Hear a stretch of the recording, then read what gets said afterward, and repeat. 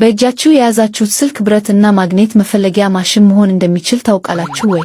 ማየት ማመን ነው። አዎ፣ ለምሳሌ አልጋ ስር የወደቀ ቁልፍ ወይም መሬት ላይ የጠፋብንን ሳንቲም እንዴት እንደሚፈልግ ላሳያችሁ። ተመልከቱ። ልክ ወደ ብረቱ ሳስጠጋው ይጮሃል፣ ግራፉም ወደ ላይ ይወጣል። ስልካችን ውስጥ ባለው ማግኔቲክ ሴንሰር አማካኝነት ነው የሚሰራው። ይሄንን ለማድረግ መጀመሪያ አንድ አፕሊኬሽን ስልካችሁ ላይ ያስፈልጋችኋል።